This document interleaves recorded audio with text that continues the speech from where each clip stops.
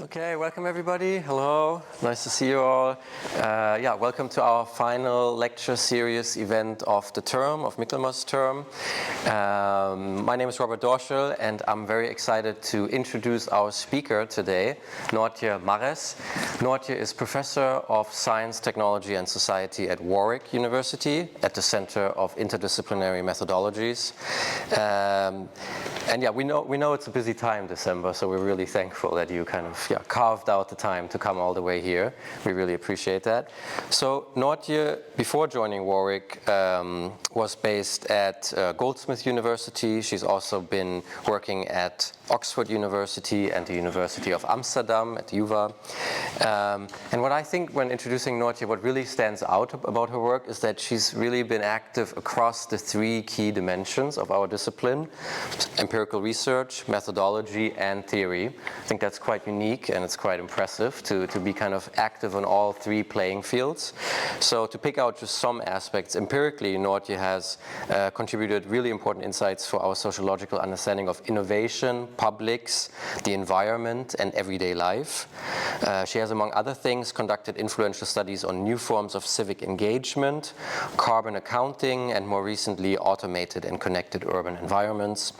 And then methodologically, Noortje has contributed through her work on online issue mapping, on the method of online issue mapping, as well as situational analytics.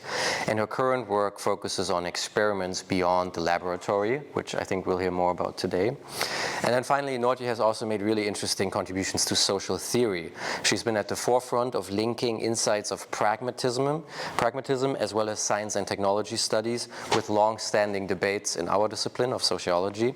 And she's contributed greatly to widening our understanding of the interactions of data, technology, and people. And in this wake, she's also made an array of influential conceptual contributions like material participation and publics. Okay, now without further ado, let us welcome Noortje Marres. Thank you for coming.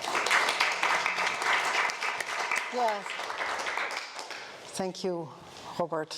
It's great to be here today to present some recent work of mine. I will be presenting an analysis and a kind of an argument in the making, an argument I'm still developing that is based on the field study of AI and its manifestation in the street.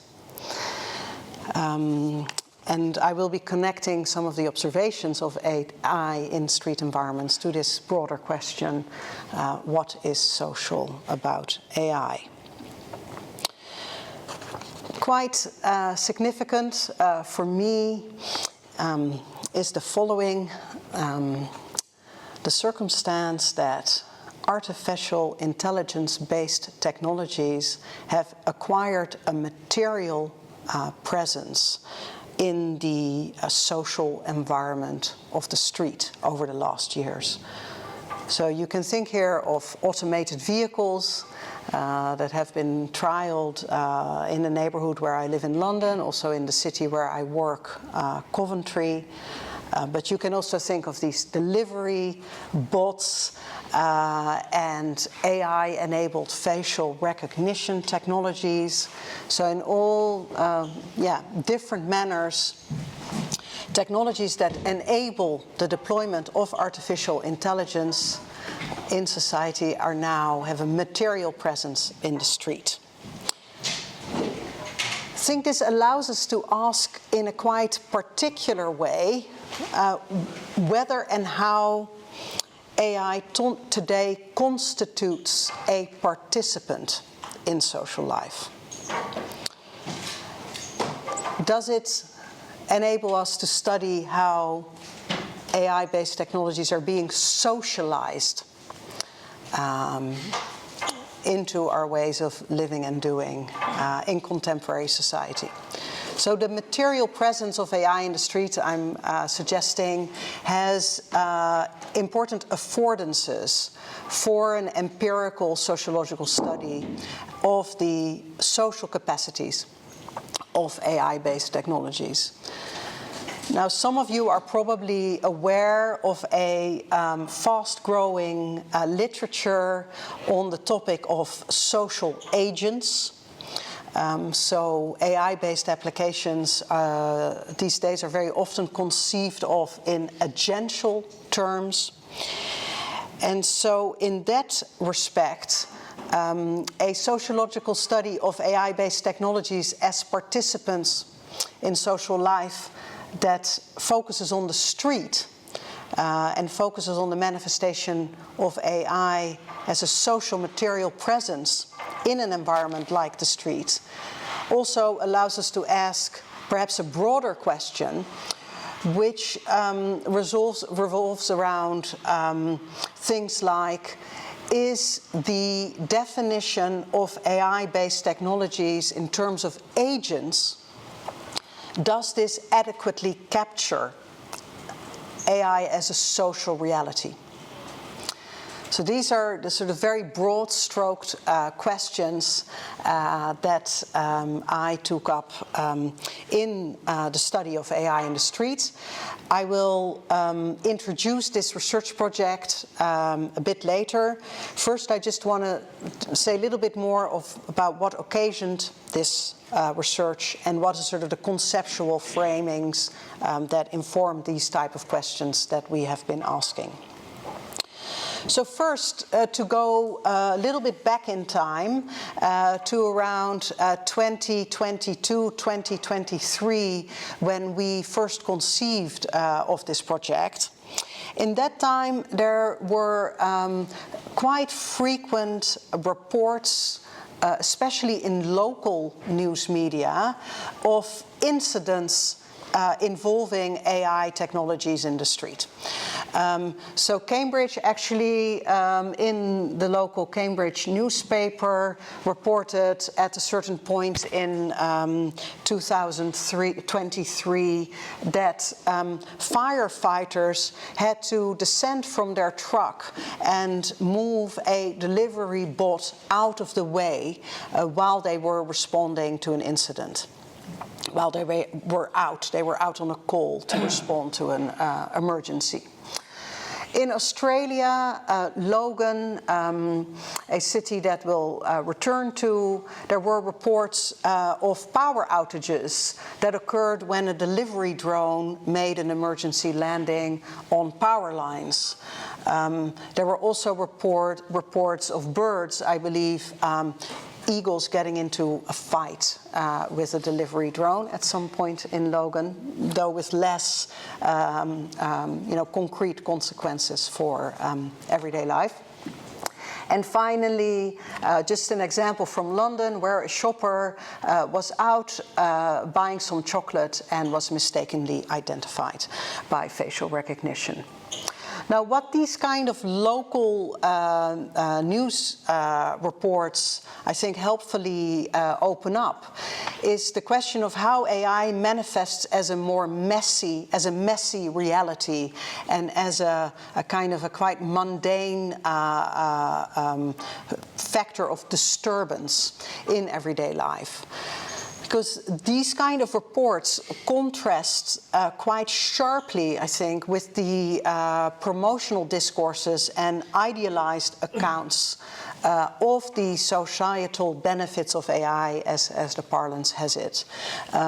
So we found in these reports an invitation, and also they sparked our curiosity to investigate, can we detect this kind of messy reality of AI in streets, in the cities where we live and work, and what can we learn about the impacts of AI on social life if we take the perspective of these really grounded, everyday occurrences of AI manifesting in everyday life like these. So what's important when taking on a project like that is to, of course, realize that this question of how technologies manifest as messy realities in everyday life has been a long-standing question in the social study of technology. So it's certainly not the case that it is only with AI-based technologies like delivery bots or autonomous delivery drones that we start asking these questions. So just want to give a sort of brief overview of how these questions have been treated in the social studies of technology before returning to the street. So very important, I think I can say, event in the social studies of technology was the publication in the middle of the 1980s of feminist critiques of artificial intelligence. So Lucy Suchman in the book Plans and Situated Actions, Susan Lee Starr in an important paper on the structure of ill-structured solutions, developed quite a fundamental critique of the epistemological and methodological underpinnings of AI research at the time, where they criticized in particular the development of expert systems for advancing a conception of intelligence that was I here list some keywords that Starr used to characterize this dominant understanding of intelligence in expert systems research, where she says, here machine intelligence is conceived of as disembodied, acontextual, universal, and mentalist. And she used the Turing test to explain also how these features manifest in the development of expert systems. Now, today there's often a suggestion that these classic critiques of artificial intelligence have been surmounted with the new wave of neural network-based, machine learning based forms of artificial intelligence, with chief among them, of course, at the moment, generative AI applications. But one can, at the same time, still ask whether and how these critiques are relevant, these classic feminist critiques. So first, as I already briefly mentioned, when it comes to the new machine learning-based and deep learning-based AI applications, the frame that's often, the conceptual frame that's often mobilized to conceptualize the ways in which contemporary AI is no longer disembodied, acontextual, universal, and mentalist, is that of agential AI, the AI application as agent.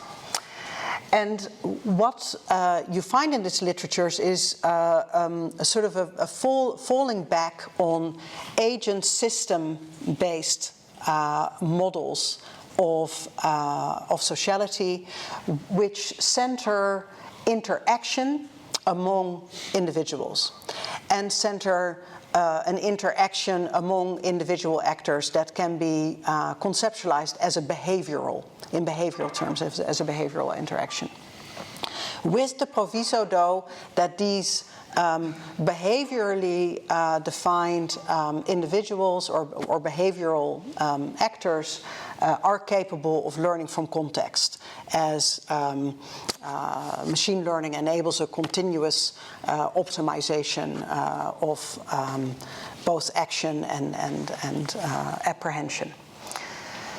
Now, and a different and just so a more conceptually informed way of formulating the question that I started with is, does this new framing of AI-based applications as a social agent, does this meaningfully address the social deficit that the feminists attributed to AI technologies in the 1980s? That's a sort of a conceptually thickened way of asking the same questions. Now, in terms of the contribution of the field of the social studies of science and technology, it's I think, notable that quite a lot of the contemporary work in this area continues to operate within the sort of the broad parameters of the feminist critique of AI. So like feminist science and technology studies scholars, contemporary scholars investigate how contemporary AI in practice achieves a type of sociality that is the opposite of a sociality that is acontextual and universalist. So social studies of technology often make it their task to demonstrate how automated systems and technologies like autonomous vehicles, how these technologies are social in a different way than theories of AI posit. So they will show that there's a situational responsiveness, a meaning is contextually accomplished, and is always particular to the situation at hand. And you can find in these kind of analyses also a kind of I think an influence from ethnomethodology. So it's not only within science and technology studies that is the perspective. Now, in the research that I will present in a moment, we also follow this kind of situational approach to analyzing AI interactions in practice. But we also want to explicitly open up a possibility that I think is at risk of receiving not enough attention, which is the question of, may AI systems in practice continue to display what we could call a social deficit? May AI-based technologies in fact fail to meet the criteria or the expectations that one might have of a social encounter? So in very broad stroke terms, you could say that means that it is very important that we move beyond what is called a program of the situational re-specification of artificial intelligence, because often this is how sociology and social studies ends up defining their contribution, to say, look, we can do empirical research in which we can re-specify what is required for machine intelligence to meet the requirement of social behavior. So instead we say we should be careful not to get enlisted in this service role as social studies, social researchers and sociologists. We should not make it our job to just explain how machines can be socialized. Instead, we need to adopt a far more symmetrical approach, where it is not our job as sociologists to show how AI can be socialized. No, it is our job to, in a fairly cool-headed manner, identify all the ways in which AI systems may fail to meet the criterion of social sociality of social actors, that these in fact are not social actors. Yeah, and just for reference, in a paper with Philippe Sormani, who comes out of ethnomethodology, we've written a working paper about this called Testing AI, Do We Have a Situation? So it sort of spells out this, these considerations that I just tried to summarize. So, how did we take all these questions and concerns into an empirical study that we undertook in the street? So we developed this project with a team of researchers, including researchers here at the University of Cambridge, Maya Indira Ganesh and Louise Hickman, as well as colleagues in Edinburgh and in a tech and society research studio called Careful Industries. And we asked a very open question: how does AI make its presence felt in everyday living environments, also known as, for us in that case, the street? To answer this very open-ended empiricist question, we selected 5 streets in 5 different cities, 4 of these in the United Kingdom. And in each case, we looked for streets in which AI-based technologies already had a notable presence in the street. So we didn't select any environment just to really make sure that we could have some detailed observations that addressed our question.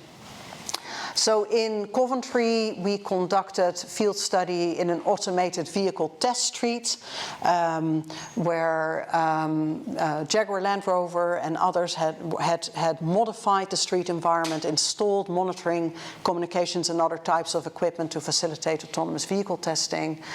Street in Edinburgh that we branded a transactional street. So in this street, informal observation indicated that there was use of all kinds of sort of consumer-oriented AI-based technologies such as smart advertising, billboards, use of translation apps in shops, etc. And in Cambridge, a crossing that you may be able to identify, unlike me, where the Cambridgeshire Partnership was conducting a smart mobility experiment, so involving data captures at difficult crossings to see how the flow of people could be optimized within what was described to me as quite a challenging situation for pedestrians in the city centre of Cambridge. In Logan, finally, the fieldwork focused on a street in the sky. Wing, a Google subsidiary, was testing autonomous or conducting a trial with autonomous food delivery by drone. Logan is in some ways similar to Coventry in that it's a quite socio-economically deprived city in Australia. Now, to conduct this field observation in a different project, I've been doing more traditional, sort of more ethnographically inspired field work in Coventry and London. But for this project, we work together with artists and designers to create what we call everyday AI observatories. Now, everyday AI observatories we defined quite minimally in terms of devices and methods that can enable the detection, sensing, and interpretation of AI by lay participants and everyday publics in the places where they live and work. And so for us, what was important in organizing and curating these everyday AI observatories was 2 things. So one, we adopted a very fairly minimal definition of AI, as in we deliberately invited our participants to define and describe how AI manifests in the specific environment in question. And second, we adopted creative, visual, and sensing-based methodologies that I think in this department you're probably quite familiar with, where in each case we also worked with methods and methodologies in which our partners were already well-versed. So it was very much a focus on a kind of site-appropriate, contextual variant set of methods, and where the sort of the decisive factor was to invite participants with quite deep familiarity with the setting in questions. So in all the observatories, our participants were people who live or work in the street where we conducted our observations. So the different teams gathered observations using these different methods, hosting participatory walks, conducting interviews as part of a documentary film, or creating a kind of a setup where participants were invited to annotate maps of the street in question. And we subsequently synthesized these different observations. So we brought everyone together, both the lead researchers and also participants in these different observatories, to share their observations, as well as the materials and the data that they had gathered. Now, in analyzing this work, we adopted an approach that is loosely inspired by French pragmatist sociology, including actor network theory, which is the approach that I've been trained in as a student and PhD student. And we invited each of the observatories to mobilize their observations, their data, their recordings to answer these questions. So what are the entities, human and non-human, that are relevant to the operation of AI in the street? Which AI is absent and present?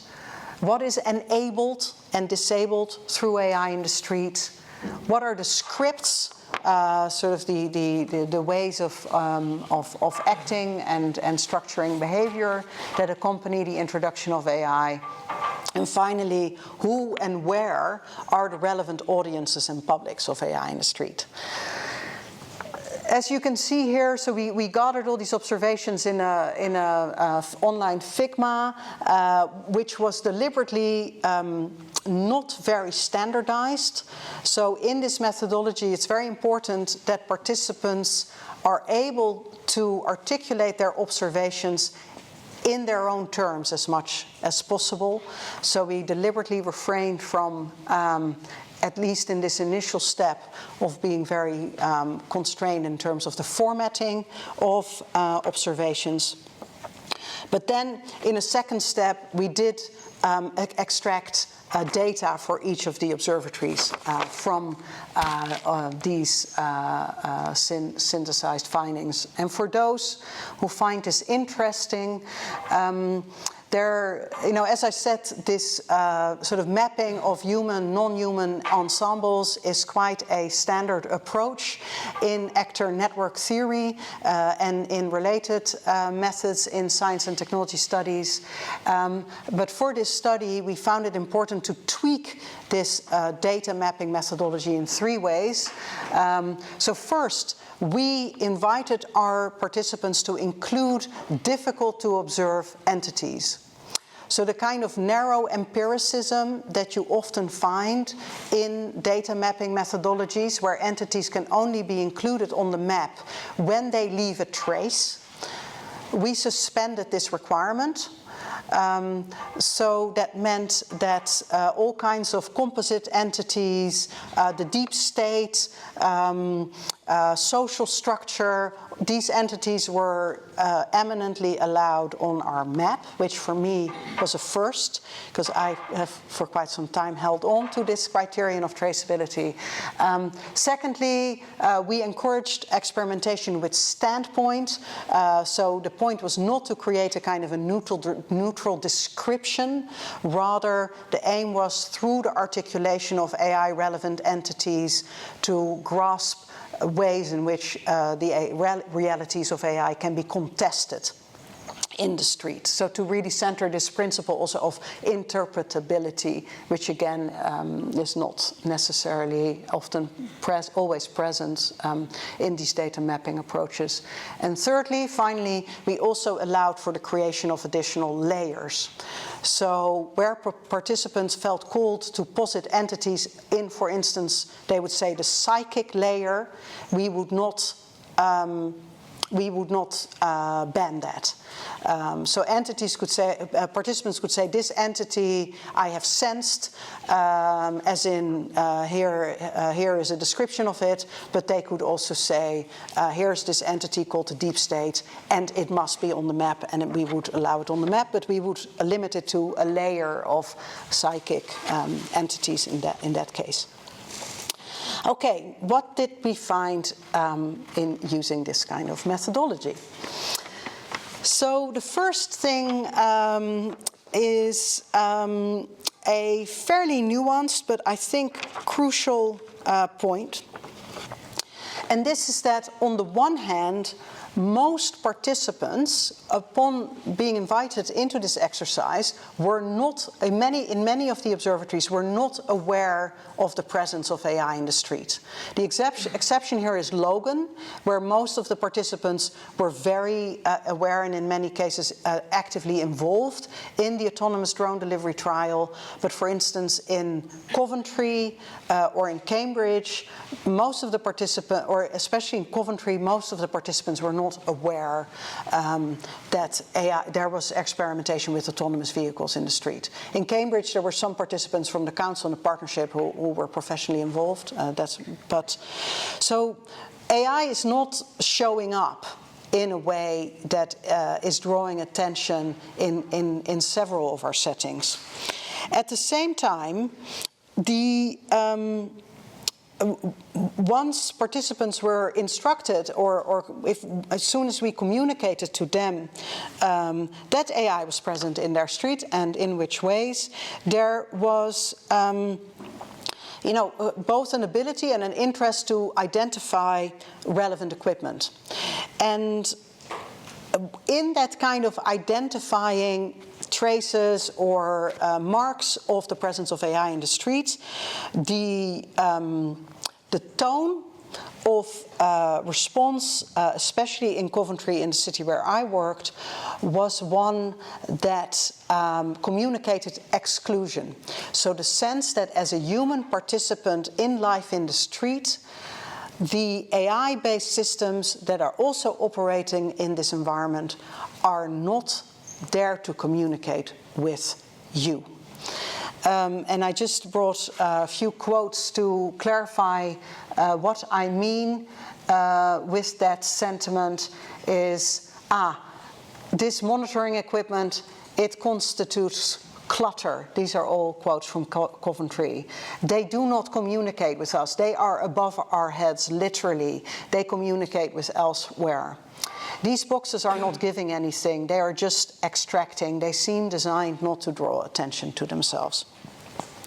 So there is this kind of a sense of artificial intelligence-based technologies as a kind of an absent presence in the street, or a kind of a withdrawn actor.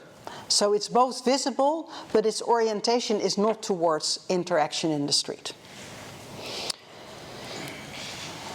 Now, what is surely like a defining factor in this is the fact that AI is first and foremost observed, and perhaps uniquely observed, in the street through proxies. I think, and for me this is a very important difference with the repertoires in digital sociology that were developed around the time of social media, where there was a very sort of direct, literal reference to digital social technologies. So you could say, whenever you were giving a talk about digital social technologies, you could say, you know, that Facebook sticker on the door of the coffee shop, or you know, that invitation from the football club where they asked you to sign up for that, whatever it is, newsletter. So when it comes to AI in the street, its presence is detectable through other entities. So it is a kind of a deeply mediated, almost kind of Leibnizian kind of presence in the street for AI. Even though participants were quite willing and eager to identify all these proxies, so for instance in the form of a prototype vehicle, a smart lamppost, a gig worker, an Amazon delivery van, there was always a kind of an uncertainty around the fact whether it's really AI. So there was both a sense of the street environment is affected and transformed, social materially speaking, in all these ways through the deployment of, for instance, the optimization of delivery times. Yet at the same time, well, where is AI in the street? No, you can't. It doesn't have an indexical presence the way that social media or smartphones have an indexical presence. And I think this is for me one of the most consequential aspects of the whole situation. So we did a bit of work around categorizing different entities that had been observed as enabling AI or themselves being qualifying as AI in the street.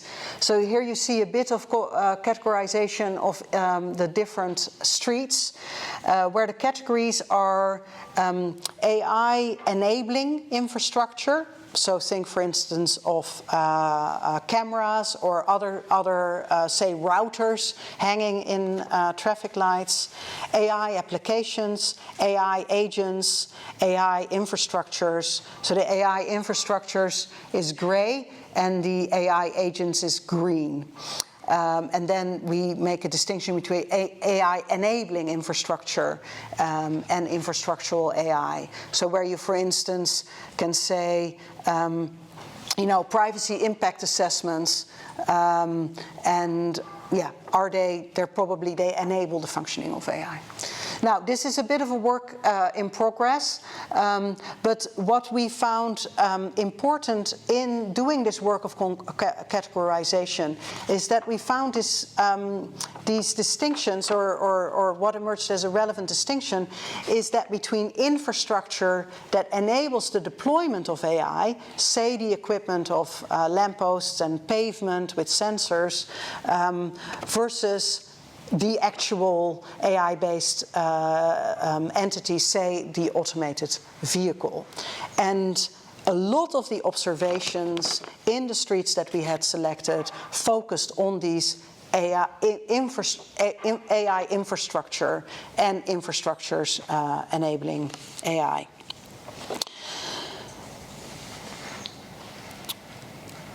So why does this matter? It is, I think, a relevant context for interpreting this sense and these expressions of a feeling of exclusion, of not being acknowledged and addressed as an interlocutor within AI-enabled environments in the street.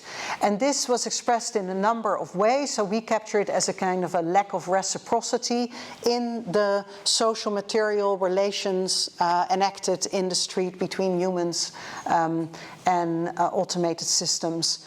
So where in Edinburgh, for instance, in relation to the smart billboard, the point was made, well, actually this has nothing to do with Edinburgh. The advertising agents is probably based in London, and this camera feed that's monitoring the advertising is, it's probably, that data is going somewhere else. In Coventry, I already read a few quotes go in a similar direction, where one participant noted in relation to the the presence of unknown, intransparent equipment in the street. I can't take this in as a human. It's not designed for me. In Logan, where a drone experiment that's actually also has occurred in a small form in Coventry and will be scaled up. So this similar drone delivery experiment will be happening in Coventry in the coming year or so, where the responses in some cases were around, we weren't asked for our approval when City Council signed away our city as a trial site for drone delivery, where many people in Logan were not aware, but the researchers were, that in Canberra, which is the government seat, so the national government seat of Australia, where a similar trial was cancelled very quickly as soon as homeowners were writing letters of not wishing to be treated as guinea pigs for drone delivery. Now, so I think this kind of sense of AI as absence presence, as withdrawn, as raising questions around what are the reciprocity relations here, they're all sort of aspects of the presence of AI in social life that sort of put us in the border zone between AI as agent and AI as infrastructure. So a lot of this has to do with the way in which the sort of interactional and implicitly also contractual models of social exchange don't quite obtain for AI in the street. And I think it's very important to sort of stay with this trouble in a context where the projection of agential AI discursively has quite a strong footing at the moment.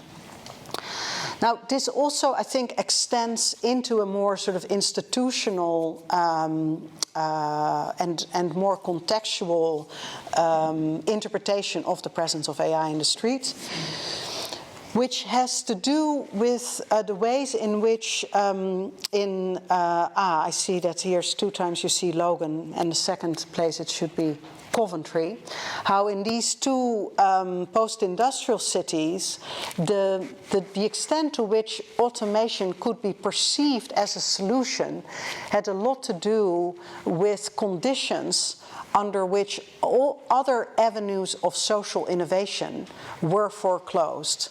So in Logan, public transport options were few. Weather-wise, the climate made, going for a walk not a very attractive option, and in general, more widely, a kind of a lack of investment in community-based infrastructure really defined that setting. Now, of Coventry, you could say something similar in the sense that the streets where automated vehicles were tested and the streets that were equipped, so modified to facilitate automated vehicle testing, were streets and roads where car traffic had comparatively already a really heavy presence.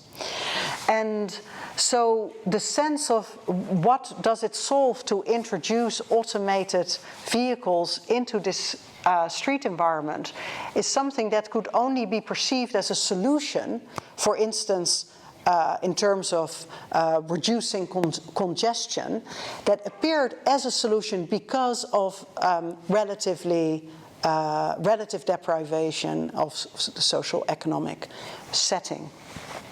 And I think there is something very important in terms of sort of developing contextual understanding of these responses around we're not alienated but we're excluded from AI and AI innovation that is occurring in the places in which we live and work.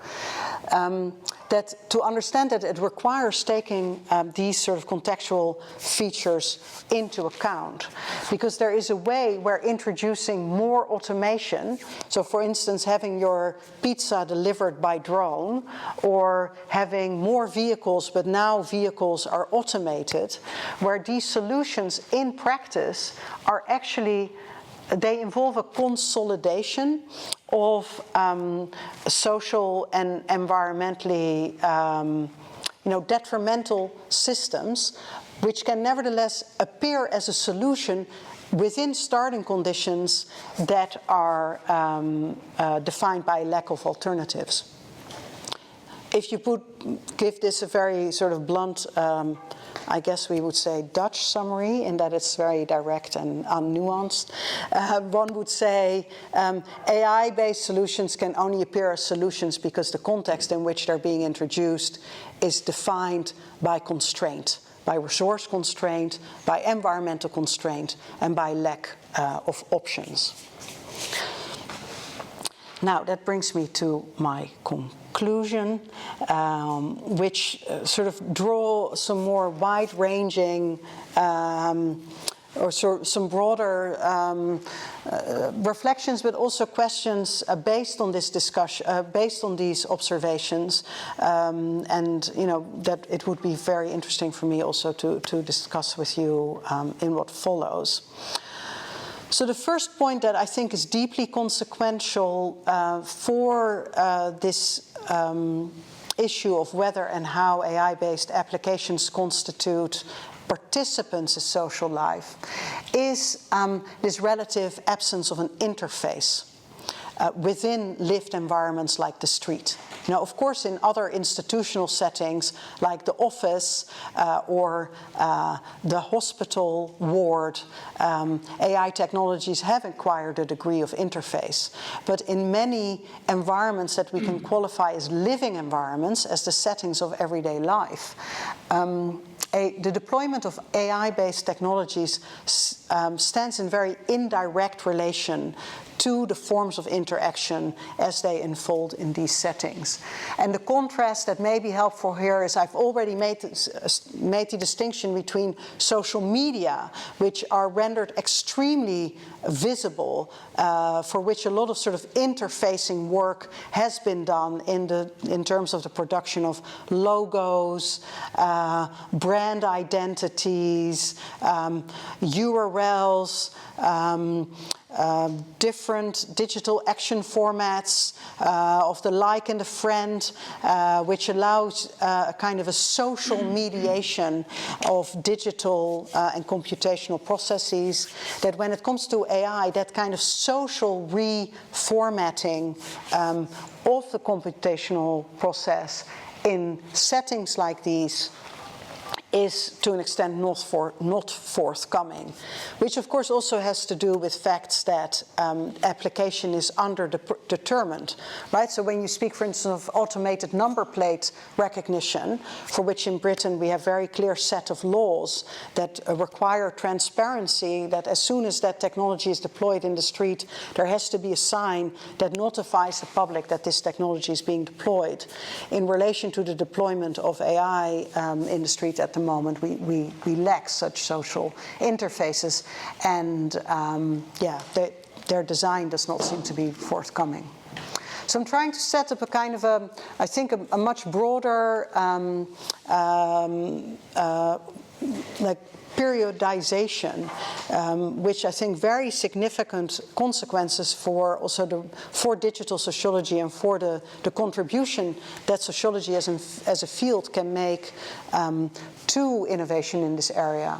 And this is that this project of the inter-articulation of sociality and technicity, which has been a central sort of objective in the period of the sharing economy, that these objectives and this sort of program seems to be making way of quite a different approach, in which the creation of AI infrastructures is barely understood or barely conceived of as a societal intervention, and the sort of the articulation of AI as an agent in public discourse in some cases may also actually prevent engagement with the consequences of that infrastructural reality of AI for society.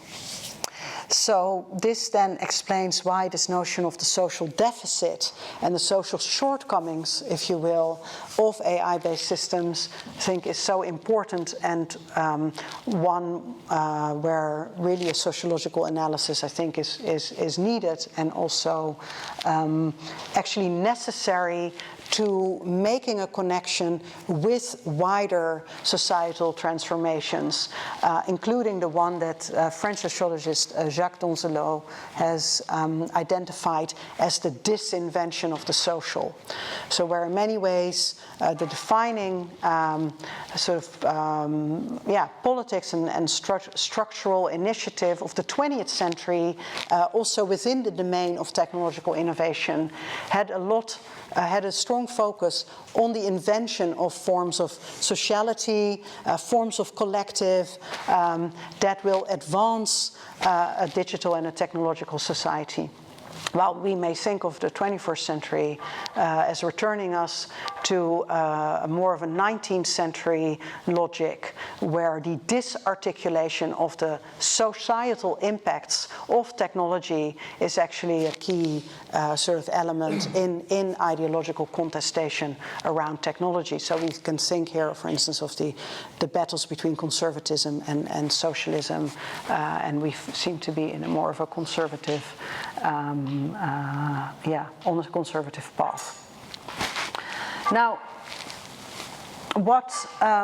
this is on the one hand, I offer this by way of reflection. This is deeply speculative, but at the same time, I also think that the kind of empirical work that I showed you today can make a contribution to schematizing these admittedly quite abstract problematics in showing how they play out contextually. So for instance, these notions around AI as an austerity tool, where the trialing of AI technologies is undertaken in contexts where the dismantling of the sort of underpinnings of institutional solidarity and the underpinnings for social innovation, that the dismantling of these kind of facilities is what becomes almost like the sign, the signal that one enters an AI innovation environment. And so I leave this to you as thank you so much, Noortje. Thank you. Yeah.